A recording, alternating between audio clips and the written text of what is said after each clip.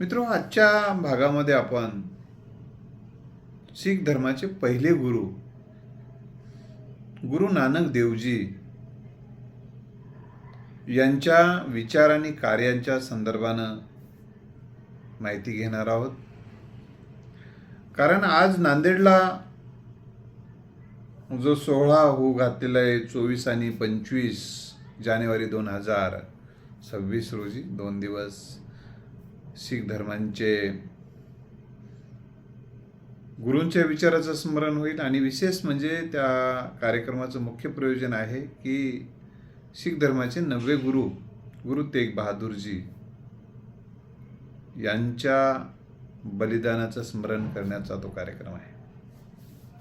या निमित्तानं पहिले गुरु कोण होते? ते 9वे गुरु होते. 10वे गुरु गोविंद सिंगजी होते. आणि त्यानंतर मानवदेहधारी गुरु संपुष्टात येऊन ग्रंथालाच गुरु मानण्याचा संदेश गुरु गोविंद सिंगांनी नांदेड इथे दिलेला आहे. या गोष्टीला म्हणजे या अर्थानं की नांदेडला 2 गुरु प्रत्यक्ष भेटलेले आहेत. हा एक ऐतिहासिक ठेवा नांदेडकरांसाठी आहे. आणि नांदेडमध्ये गुरु गोविंद सिंगजी यांचे वडील पिताश्री गुरु तेग बहादूरजी यांचं स्मरण होते आहे 24 आणि 25ला. त्या अनुषंगाने शीख गुरूंच्या विचार आणि कार्याचा परिचय मराठी माणसांना व्हावा हा हेतू ठेवून मी हे आपल्यासमोर मांडतो आहे. माझं एक छोटेखानी पुस्तक शीख गुरु चरित्र व कार्य हे गुरुतागदी सोहळ्यामध्ये प्रकाशित झालं. त्या ग्रंथातला काही भाग आपल्यासमोर ठेवावा म्हणून मी बोलतो आहे. पहिल्या गुरुबद्दल आज आपण माहिती घेणार आहोत. आणि त्या गुरुकडून आपल्याला काय शिकण्यासारखं आहे. त्यांनी असे काही वेगळेपण काय त्यांनी त्या काळात तत्कालीन परिस्थितीचा विचार करून काय वेगळेपणा मांडला. आणि आजच्या परिवर्तनवादी विचारधारेला, मानवतावादी विचारधारेला, संत विचाराच्या परंपरेला तो कसा पूरक आहे किंवा लोकशाही मूल्याला सुद्धा तो त्या गुरु नानक देवजी यांचा विचार पूरक आहे. मानवी मूल्यांची पेरणी करणारा तो त्यांचा विचार आहे. यांची खात्री पडते. गुरु म्हणजे केवळ नामस्मरण एवढाच भाग नाही आहे, तर जगण्याचं तत्वज्ञान, जगाकडे पाहण्याची दृष्टी किती या महान व्यक्तिमत्वाची होती हे आपण आता बघणार आहोत. पहा, आपल्याला गुरु नानकांनी मुंजीला नकार दिलेला आहे फार जणाला माहिती नाही. आपल्याला लिंगायत धर्माचे संस्थापक महात्मा बसवेश्वर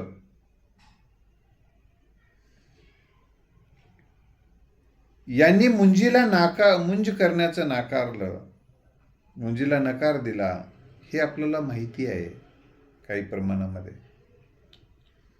पण त्या तुलनेमध्ये गुरु नानकांनी मुंज नाकारले. कारण ते क्षत्रिय कुळामध्ये त्यांचा जन्म झालेला आहे. पण ते कुळाचं श्रेष्ठत्व त्यांनी कधी सांगितलेलं नाही. कुळ हे जन्मानं श्रेष्ठ असते यावर त्यांची श्रद्धा नव्हती. आणि ते वैज्ञानिकही आणि ऐतिहासिकही काही सत्य नाही. त्यामुळे त्या कुळाच्या जाळीच्या जातीच्या या जळमटामध्ये ते कधी थांबले नाहीत गुरु नानक देवजी. आणि त्यामुळेच त्यांनी मुंजीला नकार दिलेले. परंपरेला शरण जाणं म्हणजे विकासाला बाधक असतं. कुठेतरी ज्या चुकीच्या परंपरा, चुकीच्या रूढी त्यांना त्याग करण्याची गरज असते. यासाठी वीरपुरुष समोर यावं लागते. हे साध्या माणसाचं काम नाही. नवा रस्ता तयार करणं हे साध्या माणसाचं काम नसते. त्यासाठी शूरवीर त्यागी महापुरुषांची गरज असते मित्रांनो, संतांची गरज असते. म्हणून याने नव्या वाटा आपल्या समोर ठेवण्याचं अतिशय पवित्र कार्य गुरु देवजींनी केलेलं आहे. मग मुंजीबद्दल त्यांचं काय मत होतं हे आपल्याला माहीत पाहिजे ना, कारण त्यांची मुंज करण्याचे त्यांच्या वडिलांनी आईने ठरवलं होतं. पण त्यावेळी केवळ आईवडिलांचा आदर राखलाच पाहिजे, पण परंपरेनं तेही जर बळी पडलेले असतील तर काही परंपरेमधली निरर्थकता सन्मानपूर्वक आपल्याला सांगताही आली पाहिजे. मग मुंजीच्या संदर्भामध्ये गुरु नानकांचे काय विचार होते? जानवं मुंज केले की जानवं घालतात, तर जानव्याच्या संदर्भात काय विचार होते? तर त्यांनी जानवं कशाच असायला पाहिजे? आपल्याला जानवं कापसापासून बनवलं जाते, अंगावर टाकलं जातं ते जानव, म्हणजेच का आपण मुंज झाली का? नाही. जानव कसं घातलं पाहिजे आपण? तर दयेचा कापूस. दया हे मानवी मूल्य आहे. दयेचा कापूस पिंजून दया सोबतच आपल्यामध्ये संतोष असला पाहिजे. जो माणूस स्वतः संतोष त्याच्या मनामध्ये आहे तोच इतराला संतुष्ट करू शकतो. तर दयेचा कापूस पिंजून संतोषाने सूत कताई करावी, हे मूल्यात्मक विचार आहे. कुठं आहे संतोष आणि कुठं आहे सूत? संतोषाचं सूत कुठं असते का? दयेचा कापूस कुठं असतो का? असं नाही. त्याचा मतितार्थ समजून घ्या. दया महत्वाची आहे, संतोष महत्वाचा आहे या जीवनामध्ये. आणि या सुताला संयमाची गाठ पाहिजे. आयुष्यामध्ये संयम खूप महत्वाचा आहे. धीरापोटी फळे रसाळ गोमटी असं संत तुकाराम महाराजांनी सुद्धा म्हटलेलं आहे. तर संयमाची गाठ असली पाहिजे जीवनामध्ये. संयम आपल्याला सुसाट रानडुकरासारखा पळून उपयोग नाही. तर काही ठिकाणी आपल्याला संयम ठेवावं लागतं, थांबावं लागतं. काही परिस्थिती वावटळीत दिवा लावायचा नसतो. दुसरे अविवेकानं वागले म्हणून आपण त्यावेळेस अविवेकानं वागायचं नसते. तेव्हा शांत राहून मग त्याची उतरली म्हणजे आपण त्याला सांगितलं पाहिजे. त्याला चढलेली असताना आपण त्याला बोललं तर ते काय उपयोग होत नाही. तर संयम किती महत्वाचा आहे. सुताला संयमाची गाठ आणि सत्वगुणाची पूर्णता यावी. सत्वगुण जे काही सकारात्मक गुण आहेत ते सगळे गुणाने आपल्यामध्ये पूर्णत्व येणं, खऱ्या अर्थानं मुंज करून घेणं आहे. म्हणजे गुणाने समृद्ध बनणं म्हणजेच मुंज करून घेणं आहे खऱ्या अर्थानं. कारण सद्गुणाने सकारात्मक विचार, सकारात्मक भावना आणि सकारात्मक कल्पना यांनी माणसाचा पुनर्जन्म होतो. खऱ्या अर्थानं माणूस जन्माला येतो, पण माणूस हा खरं तर जन्माला येताना तो पशुच असतो एका अर्थानं. पण त्याच्यामध्ये जे सकारात्मक विचार, सकारात्मक भावना, सकारात्मक कल्पना, सकारात्मक कृतीनं तो माणूस बनतो. तसा जर सत्वगुण त्याच्यामध्ये जर नसतील, कृती आणि उक्तीमध्ये सत्वगुण नसतील, सकारात्मक विचार, सकारात्मक भावना, सकारात्मक कल्पना जर व्यक्त होत नसतील तर ते काय माणूस आहे का म्हणतात.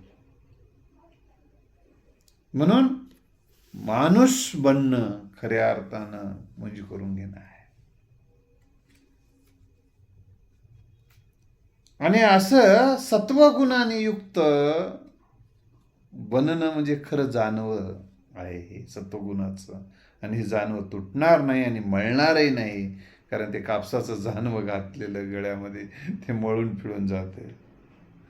2 दमडीच्या सुताने धर्म मिळत असेल तर तो अर्थशून्य आहे असल्याची जाणीव त्यांनी करून देते. म्हणजे मुंजी केली म्हणजे आपण धार्मिक झालो किंवा आपण ब्राह्मण झालो किंवा क्षत्रिय झालो असं नाही आहे. किंवा पुण्य कार्य केलो फार मोठं आपला पुनर्जन्म झाला असं नाही आहे.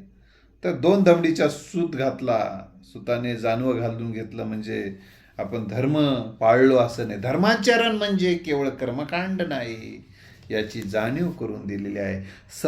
सदाचाराचं आचरण म्हणजे धर्माचरण. सदाचाराचं आचरण म्हणजे धर्माचरण आहे. कर्मकांड, निरर्थक कर्मकांड म्हणजे धर्माचरण नाही, तो अधर्म असल्याची जाणीव गुरु नानक देवजी यांनी करून दिली आहे. सदाचार म्हणजेच दानवे धारण करणे, सदाचार करणं, सदाचारानं जगणं, सदाचारानं वागणं म्हणजेच जानवं धारण करणं आहे. सदाचार नसेल तर काही अर्थ नाही. म्हणजे सदाचारानं वागणं हेच जानवं धारण करणं आहे असं त्यांनी सांगतात. सदाचारी माणसाला उच्च स्थान दिले त्यांनी.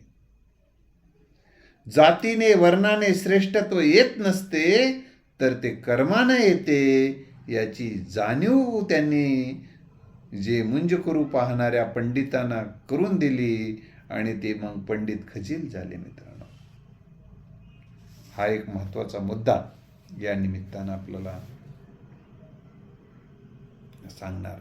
सांगितलेला आहे. दुसरा एक मुद्दा त्यांच्या जीवनासंदर्भाचा मी सांगेल. मुंजीचा विषय झाला. त्यांनी जे सामान्य माणसाचं शोषण करून, सामान्य माणसाचं आर्थिक असेल, शारीरिक असेल, मानसिक असेल, जे शोषण करतात ते शोषक, मग ते कुठल्याही स्तरामध्ये ते शोषक जातात आणि सगळ्या स्तरामध्ये ते राहतात. अशा शोषकांच्या संदर्भामध्ये त्यांचं मत प्रतिकूल होतं. आणि असे शोषक जे लोक त्यांना त्यांच्या व्यक्तिमत्वानं प्रभावित होऊन त्यांच्या जवळ आले तरी त्यांना फटकू द्यायचे नाही. ते असाच एकदा एमनाबाद या ठिकाणी गुरु नानक देवजी यांनी एका सर्वसामान्य सुताराच्या घरी मुक्काम केला.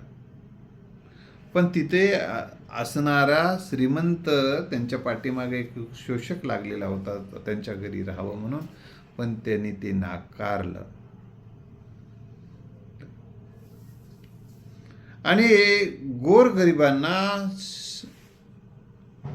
छेडून शोषण करून मोठं होणाऱ्या धनिकापासून ते दूर राहिले. मात्र त्यांचं प्रबोधन करणं थांबवलं नाही. जे का रंजले गांजले म्हणून सर्वसामान्य माणसांना त्यांनी आपलंसं केलं. जे कष्टानं जगतात, प्रामाणिकपणे जगतात, त्यांना जवळ केलं. ज्यांना या समाजामध्ये मज दूर दूर हो म्हणती मी भेटू कवन्या रीती, असं चोखोबांना म्हणावं लागलं इथल्या विषमतावादी व्यवस्थेला.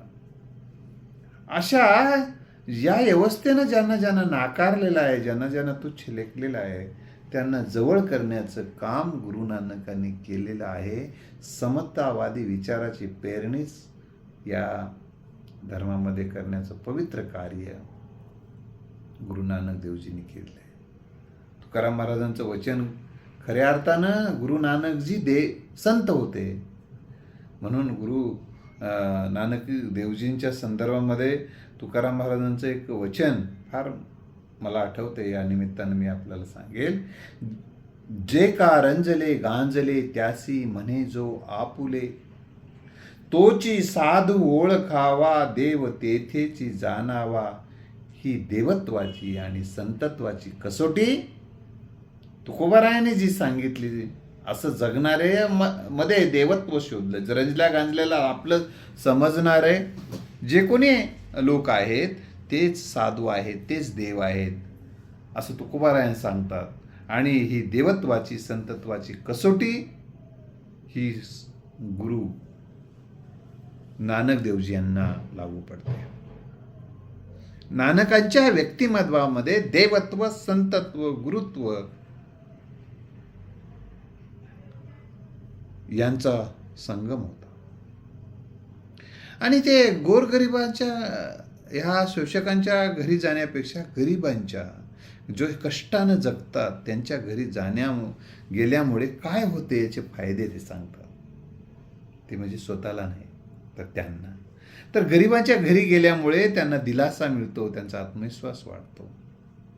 श्रीमंतांची त्यांच्याकडे बघण्याची दृष्टी बदलते, जे नकारात्मक दृष्टीनं गरिबाकडे नकारात्मक दृष्टीने बघण्याचा एक लोकांचा कल असतो.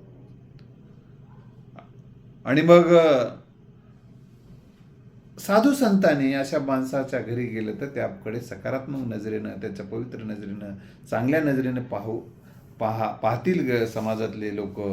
ही दृष्टी म्हणून माणसाने गरिबांच्या घरी जाण्याचा संदेश गुरु नानकांनी दिलेला आहे. गरिबांच्या झोपडीत मुक्काम करण्यात त्यांनी आनंद मानला. आता तत्कालीन परिस्थितीमध्ये शूद्रवर्णीयांच्या घरचे अन्न अपवित्र मानले जात असे. शूद्रवर्णीयांना अस्पृश्य लेखलं जात असे. अशा वेळी, अशा प्रतिकूलच्या काळात, अधिक विषमतेच्या काळामध्ये गुरु नानकांनी शूद्रवर्णीयांच्या घरचे अन्न बद्दल गौरवोद्गार काढले. आता शूद्रवर्णीय कोण आहेत? जे कष्टाचं काम करून जगतात, असा जो वर्ग आहे तो शूद्रवर्णीय आहे. आता तसं तर एक विचारधारा अशी आहे की परशुरामाने ही पृथ्वी निक्षत्रियकरण केल्यामुळे क्षत्रिय संपलेले आहेत. फक्त काही जण तर म्हणतात दोनच वर्ण उरलेत, एक ब्राह्मण, दुसरा शूद्रवर्णीय. जे मुंज करून ब्राह्मण झाले नाहीत, जे ब्राह्मणही काही मुंजीला नकार देतात, जे मुंज करून ब्राह्मण झाले तेवढी एक ब्राह्मणाचा वर्ण आणि बाकीचे सगळे शूद्र वर्ण, आणि त्यातली ब्राह्मणामधली स्त्रीला देखील शूद्रच लेखल्या जाते. तर या ठिकाणी शूद्रवर्णीयांच्या घरचे ब्राह्मण समाज, ब्राह्मण वर्ण अन्न पवित्र मानायचा. नानकांनी शूद्र घरच्या अन्नाबद्दल गौरवोद्गार काढले. गुरु नानक गरिबांच्या भोजनाबद्दल म्हणतात, या भोजनाला श्रमाची माधुरी असते. या श्रमाला माधुरी असते, गोडवा असतो असं म्हणतात. कारण हा कष्टाचा, घामाचा, पैसा आणि घामाचा घाम लागलेला असते या अन्नाला. त्यामुळे या भोजनाबद्दल ते गौरवोद्गार करतात. फसवून लुटून आणलेले हे अन्न नसते गरिबांच्या घरचं, कष्टकऱ्यांच्या घरचं. शोषकांच्या घरच्या पंचपक्वानापेक्षा गरीब, कष्टकरी, प्रामाणिक मजुरा घरची मीठ भाकरी चवदार असते, असे मत प्रतिपादन गुरु नानकांनी केलेले आहे. हा त्यांचा विचार गरीब माणसाला प्रतिष्ठा देणारा होता, कष्टकरी माणसाला प्रतिष्ठा देणारा होता, त्यांच्या श्रमाला प्रतिष्ठा देणारा विचार होता, त्यांच्या जगण्याचीच प्रतिष्ठा वाढवणारा होता. गर्विष्ठ, धनिक आणि सत्याचा अहंकार असलेल्या तेव्हा एक मलिक भोग होता त्या परिसरात. मलिक भोगाला त्यांनी स्पष्टपणे सांगितलं, मलिक भागोला त्यांनी स्पष्टपणे सांगितलं की सामान्य माणसांना सतत कष्ट दुःखात पिचट ठेवून त्यांच्या परिश्रमावर जे लोक स्वतःची सत्ता संपत्ती सांभाळतात, त्यांच्या घरचे अन्न गोरगरिबांच्या रक्तातून आलेले असते, गोरगरिबांच्या रक्त शोषणातून आलेले असते. हे त्यामुळं अशा शोषकांच्या घरचं मी अन्न घेत नाही, असा विचार त्यांनी मांडला आहे. नानकांचे हे विचार त्यांच्या ठिकाणी असणारी व्यापक अशी सामाजिक जाणीव आणि सामाजिक कळवळ्याचा पुरावा आहे. म्हणून ते सामाजिक परिवर्तनाचा इतिहासामध्ये या गोष्टीचा खऱ्या अर्थानं जो काही विचार व्हायला पाहिजे, परंतु तो फारसा परिवर्तनवादी चळवळीच्या माणसांना गुरु नानक जवळचे फारसे वाटत नाहीत. याचं कारण आहे गुरु नानकांचे विचार समजून घेतले जात नाहीत. कारण माणूस समजून घेतल्याशिवाय माणूसाचं मोठेपण कसं लक्षात येईल? मोठेपण आहे पण आपण समजूनच घेतलं ना तर मोठेपण कसं लक्षात येईल? तर हा एक महत्त्वाचा मुद्दा. तर त्यांनी खरा माणूस कोण आहे असतो हे सांगताना सांगितलेलं आहे. सर्वांविषयी प्रेमभाव, सेवाभाव राखून प्रामाणिकपणाने आपापले कर्तव्य करणारा खरा माणूस असतो याची जाणीव करून दिलेली आहे. निरपेक्ष सेवा करण्यासारखी दुसरी कोणती साधना नाही हे सांगून स्वतःच्या मोक्षप्राप्तीसाठी साधना करणाऱ्यांना एक नवी दृष्टी दिलेली आहे. मोक्ष साधना म्हणजे साधना नव्हे, तर सेवा ही साधना आहे. म्हणून सेवेचे संस्कार जे आजही सेवा जी केली जाते शीख धर्मामध्ये, मग तुम्ही जेव्हा गुरुद्वाऱ्याला जाता तेव्हा तुम्ही जेव्हा चप्पल ते बाहेर ठेवलं जाते तेव्हा ते हाताने चप्पल घेऊन ते ठेवतात. तुम्हाला ते चप्पल ठेवलेली परत देतात. ते काही पैसे घेत नाहीत तुमच्याकडून. आणि त्या ठिकाणी ते कोणीही पण तिथं ती सेवा करणारे अनेक जण राहतात. त्याच्यात श्रीमंत गरिबाचा काही विषय नाही. अनेक जण सेवा देतात ते. तर याच्यातून या अशा सेवेमुळे माणसाच्या मनातला अहंकार गळून पडायला मदत होते, ही त्यामागची एक भावना आहे. म्हणून सेवेचे संस्कार आणि सेवा हा धर्म आहे. एका अर्थानं सेवा ही साधना आहे. हा संस्कार शीख धर्मियांमध्ये रुजवण्याचं पवित्र कार्य गुरु नानकांनी सुरुवात केली. मग त्यातून लंगरच्या माध्यमातून सेवा करणं आहे. लंगर व्यवस्था जी आहे त्याचे जनक गुरु नानक देवजी आहेत.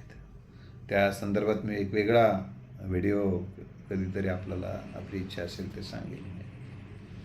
तर त्यांनी शाश्वत सुख कशाला म्हटलेलं आहे? गुरु नानकांनी सुखाच्या संदर्भात, आपल्याला सुखाच्या शोधात आहोत आपण, प्रत्येक जणाला सुख हवा असते, पण त्यांनी सुख कशामध्ये मानलेलं आहे? तर मन शांतीमध्ये सुख मानले. ज्याचं मन शांत आहे. तुकोबारांनी सुद्धा या ठिकाणी एक वचन मला या ठिकाणी उद्धृत करण्याचा मोह होतो. मन करारे प्रसन्न सर्व सिद्धीचे कारण. तुकोबारायांचं वचन या ठिकाणी मला वाटते.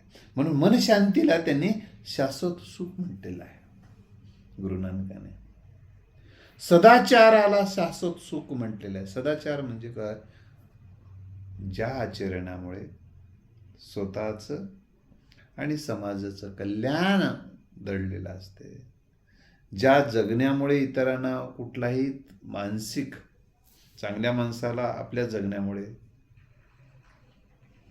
त्रास होणार नाही, त्यांना पूरकच राहील स्वतःला आणि चांगल्या माणसाला, सामान्य माणसाला, ते सदाचाराचं जगणं. सदाचारानं जगल्यानंतर तुम्हाला कदाचित सदाचारानं जगताना एखाद्या वेळेस ताप होईल, पण पश्चातापाची वेळ येत नाही. आणि मग त्यामुळं सदाचारी जगणं हे सुखी जीवनाचं सूत्र असल्याची जाणीव गुरु नानक देवजी यांनी करून दिलेली आहे. त्यानंतर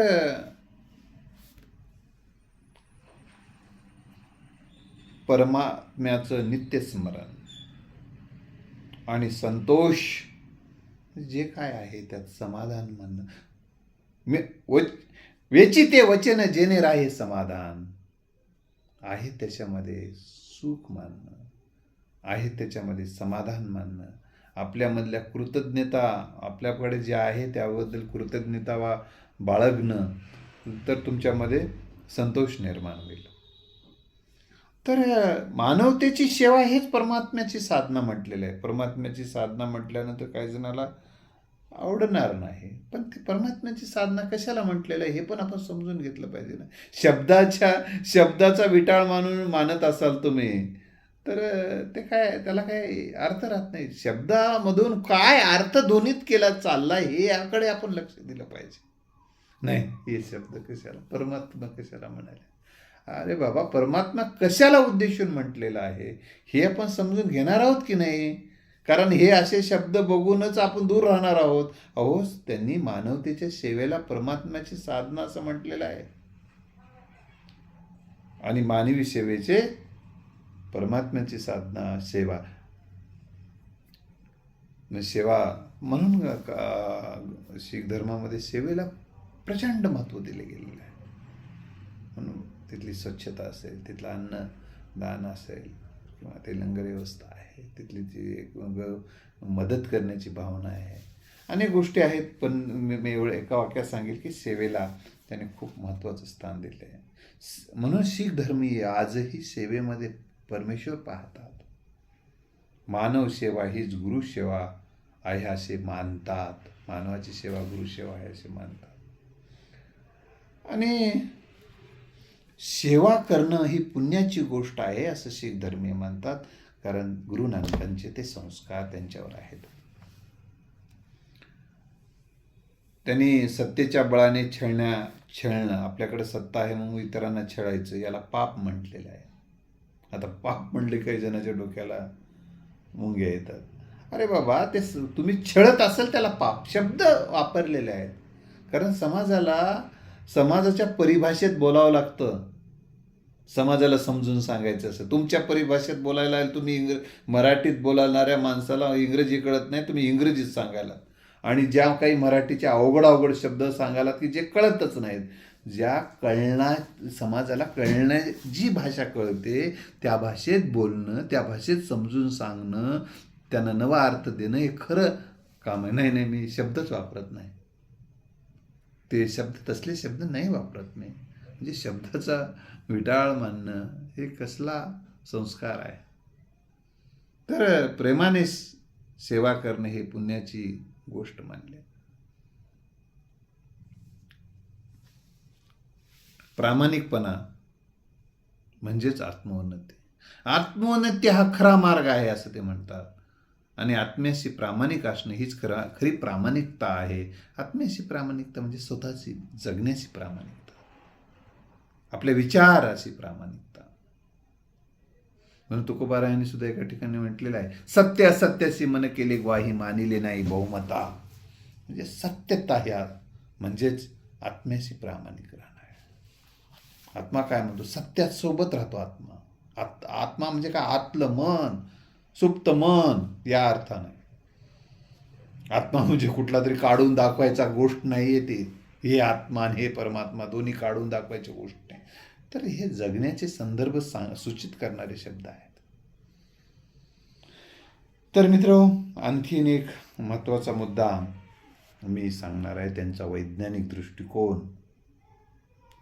आता आपल्या समाजामध्ये जे सूर्यग्रहण लागते, चंद्रग्रहण लागते, आणि सूर्यग्रहण आणि चंद्रग्रहण ही एक दैवी कोप आहे काही जण म्हणतात, किंवा काहीतरी राहू आणि केतू काहीतरी आहेत आणि ते सूर्याला गिळतात, चंद्राला गिळतात, आणि त्यामुळं ते काहीतरी अनिष्ट प्रकार असतो. त्यामुळं त्या सूर्यग्रहण आणि चंद्रग्रहण जेव्हा लागते तेव्हा घरातलं पाणीसुद्धा फेकून दिलं जातं, आंघोळी केल्या जातात. अरे बाबा, वेगवेगळे प्रकार आहेत. त्याच्यात आता मी फार सांगणार नाही, तुम्हाला सगळं माहिती आहे.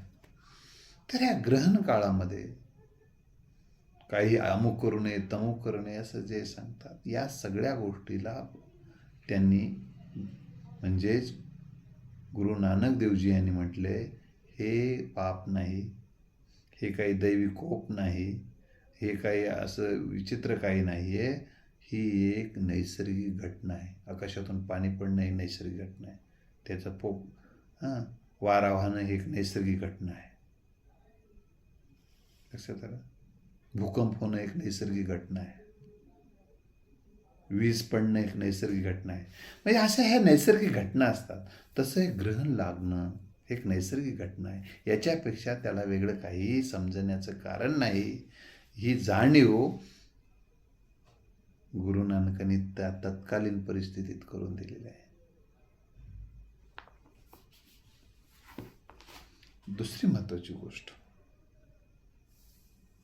काही जण सूर्याला लागलेले ग्रहण दानधर्म केल्याने सूर्याला लागलेले ग्रहण केल्यानंतर मग पुन्हा दानधर्म करावा, मग त्यानंतर मग काहीतरी सूर्याला लागलं ग्रहण की आपल्यालाही ग्रहण लागते, मग ते आपलं ग्रहण जर सोडायचं असेल तर मग काहीतरी दानधर्म करावा.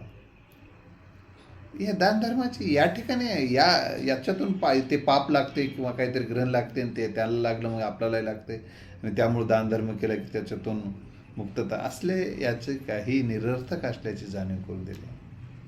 कारण याच्यातून ज्यांनी सांगितलेलं आहे आम्हाला दक्षिणा द्या आणि मग तुमचं ग्रहण सुटते, आणि मग याच्यात त्यांचा स्वार्थ साधला जातो असं सांगणाऱ्यांचा. तर अजून एक सुखी जीवनाचे सूत्र सांगताना एक मुद्दा या ठिकाणी पुढं त्यांनी सांगितलेला आहे की आंतरिक स्वच्छता, मनाची, कल्पनेची, भावनेची, म्हणजेच आंतरिक स्वच्छता. ही आंतरिक स्वच्छ राहणं, मनाचा निर्मळ, वाचेचा रसाळ, त्याच्या गळ्यात माळ असो अथवा नसो, त्याला ते खऱ्या अर्थानं वारकरी आहे याची जाणीव जशी तुकाराम महाराजांनी करून दिली, तसं या ठिकाणी आंतरिक स्वच्छता ही सुखी जीवनाचे सार असल्याची जाणीव गुरु नानक देवजी यांनी करून दिलेली आहे. आणखीन एक महत्त्वाचं तत्व आपल्याकडं मानलं जातं की नदीमध्ये गेलं आणि स्नान केलं की मनुष्य पवित्र होतो. तर गुरु नानक म्हणतात की नदीत स्नान केल्याने मनुष्य पवित्र होत नाही, तर शुद्ध आचरणाने तो पवित्र होतो, म्हणजे त्याचा सदाचाराने तो समृद्ध होतो असं त्यांची जाणीव करतात. ही समृद्ध होणं आहे सदाचारानं, म्हणजेच पवित्र होणं या अर्थानं तो शब्दप्रयोग आहे, आपण समजून घेतला पाहिजे.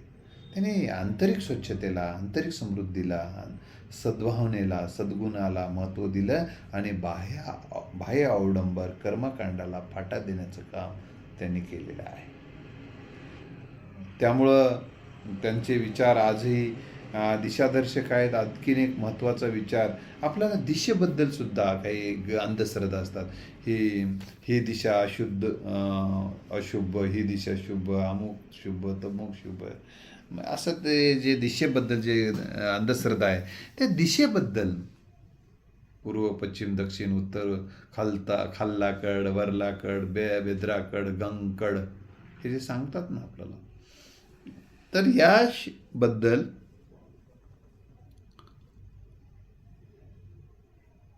काय त्यांचे, गुरु नानकांचे काय विचार आहेत आपण बघूया. त्यांनी शुभ आणि अशुभ दिशेच्या संदर्भात मानणं चुकीचं असल्याचं सांगितलं.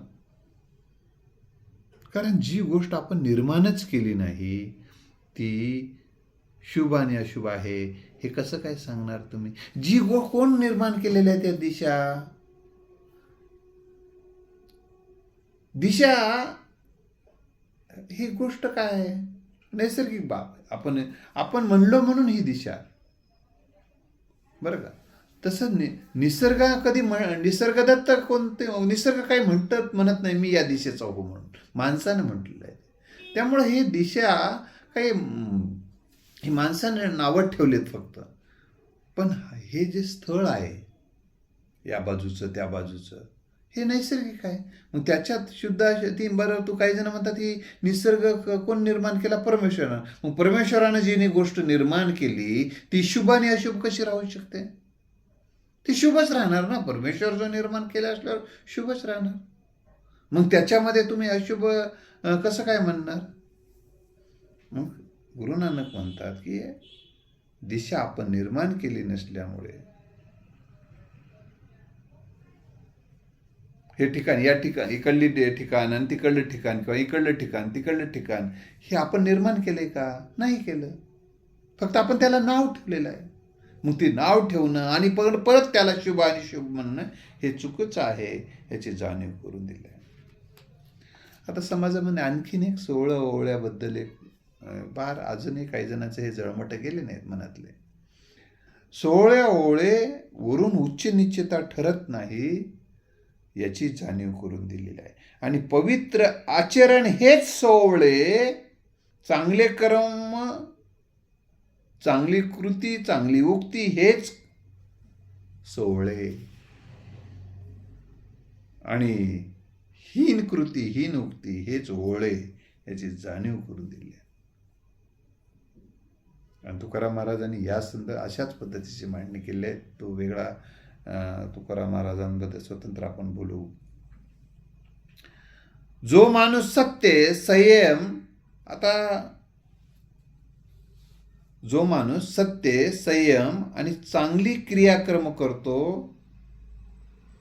त्या माणसाला बाह्य अवडंबर कर्मकांड करून आपण काहीतरी मोठे आहोत हे दाखवण्याची गरज नाही. म्हणून माणसानं सत्यानं जगावं, संयमानं जगावं, चांगली क्रियाकर्म करत जगावं, याची जाणीव गुरु नानक यांनी करून दिलेली आहे.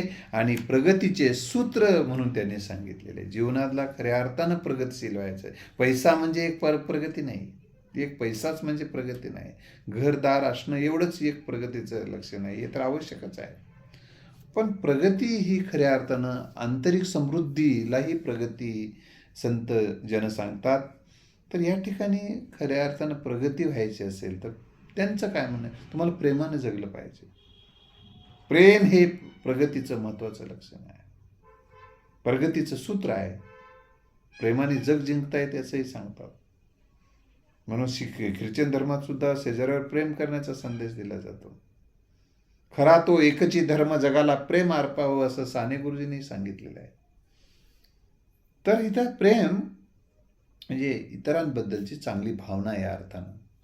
तर प्रेम नि साधेपणा, सिंपल लिव्हिंग, हाय थिंकिंग हे सांगितलं जातं तत्वज्ञान. त्यांनी गुरु नानकही सांगतात साधेपणानं जगा. आणि तुम्हाला प्रगतीच करायची आहे, ज्या क्षेत्रात तुम्हाला प्रगती करायचं असेल त्या ठिकाणी कार्यमग्नता खूप आहे. कारण यशाचा मार्ग कार्यातून जात असतो आणि ती कार्यमग्नता तुम्हाला मोठं करत असते. ज्याचं कामात मन लागत नाही त्याचं मग त्या कामाचं मन तुमच्यासोबत लागत नाही, तुमचं मन कामात लागत नाही, मग दोघालाही यशाची भेट होत नाही. एक त्या कामातून यश निर्माण होत नाही आणि तुमच्या जीवनात यश येत नाही. म्हणून कार्यमग्नता हे यशस्वी जीवनाचं अतिशय महत्त्वाचं सूत्र आहे. ज्या क्षेत्रात तुम्हाला मोठं व्हायचं आहे त्या क्षेत्रात तुम्हाला कार्यमग्न राहावं लागेल. आणि नियोजन फार महत्त्वाचं आहे. त्यांनी जीवनाचं नियोजन सांगितलेलं आहे प्रगतीचं सूत्र म्हणून. सत्संग सांगितलेलं आहे. सत्संग म्हणजे चांगल्या विचारासोबत राहणं, चांगल्या आचारासोबत राहणं, चांगल्या भावनेसोबत राहणं, चांगल्या कल्पनेसोबत राहणं, हे सत्संगाचं तत्त्वज्ञान आहे. आणि मग नामस्मरण आणि सकारात्मक एखादा ही या जसं महात्मा फुले यांनी निर्मिकाची संकल्पना मांडली. या सृष्टीचा कोणीतरी निर्मिक आहे अशी एक संकल्पना आहे त्यांची. तर निर्मिकाची संकल्पना आहे. तसंच या इथं तरी कुठली तरी एक ही तुम्ही ज्यांना कोणती तरी शक्ती मानता किंवा ज्या महापुरुषांना मानता, म्हणजे नामस्मरण म्हणजे सकारात्मक बाबीचं नामस्मरण करून बघा तुम्ही, तुमच्या मनामध्ये चांगले विचार, चांगल्या भावना आणि चांगल्या कल्पना येतात.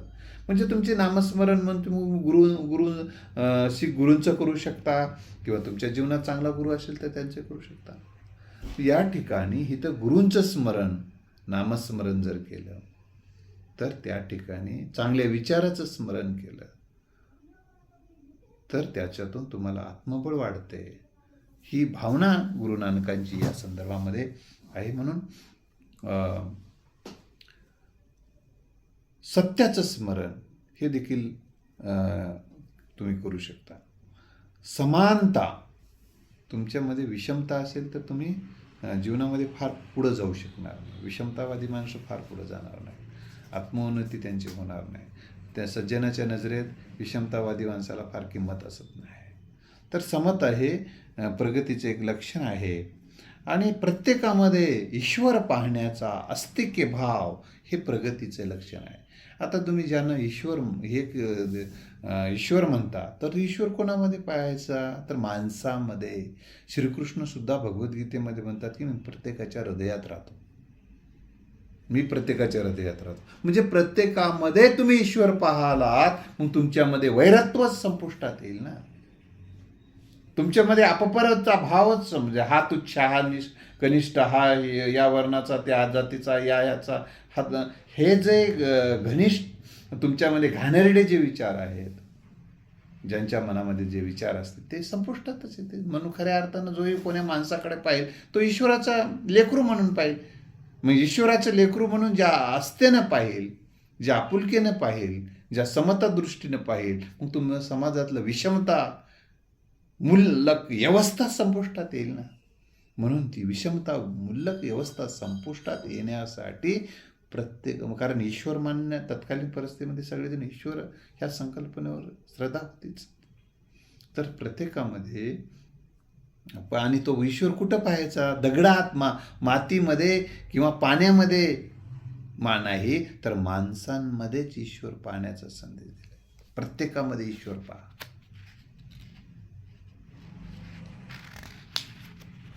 तर हा संदेश देखील, आणि यामुळे तुम्ही असं जर पाहिलं तरच ईश्वराच्या दरबारात प्रवेश मिळतो, असा त्यांनी विचार मांडलेला आहे.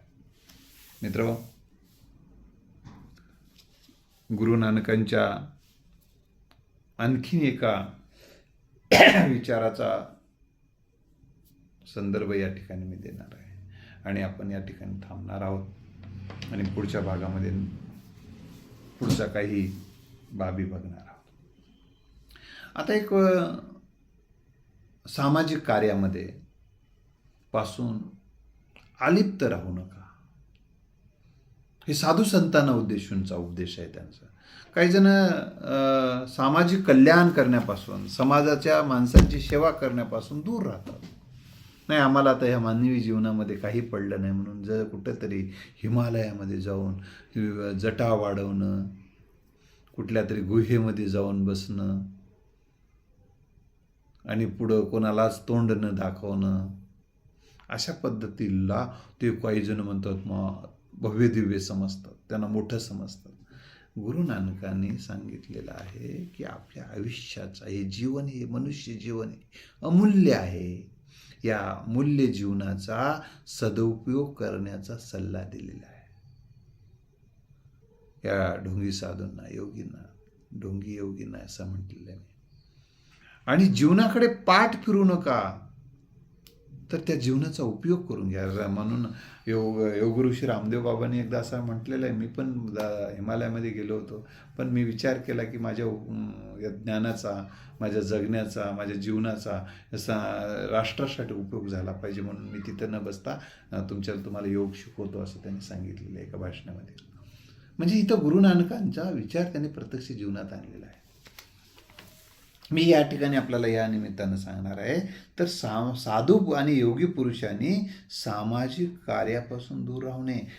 आणि गुरु नानक सामाजिक कार्यासाठी अखंडित आयुष्य आपलं झिजवलेलं आहे. प्रबोधन करण्यासाठी त्यांनी देशभर फिरले, विदेशात पण गेलेले आहेत. हा इतिहास मी पुन्हा केव्हा तरी सांगेल. आणि म्हणून सामाजिक कार्यामध्ये का असलं पाहिजे, समाजातल्या दुर्बल माणसासोबत का राहायला पाहिजे, तर समाजातील दुर्बलांना वाली नसतो. समाजातील दुर्बलांना वाली नसतो, त्यासाठी सामाजिक आपण त्यांचा वाली म्हणून जगलं पाहिजे.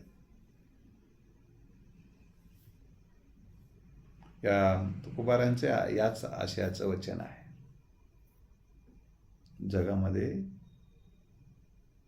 ह्या दीन, गरीब, मुखिया, म्हणजे जे या व्यवस्थेच्या विरोधात बोलू शकत नाहीत, अशांना मुखिया या अर्थानं म्हटलं मी, अशा माणसांच्या जे काही दुःख आहे ते आपण बोललं पाहिजे, ही जाणीव तुकोबारांनी देखील करून दिली आहे. ती या ठिकाणी गुरु नानक देवजी सुद्धा हे सांगतात की समाजातील दुर्बलांना कोणी वाली नसतो, त्यांची दुर्दशा होते.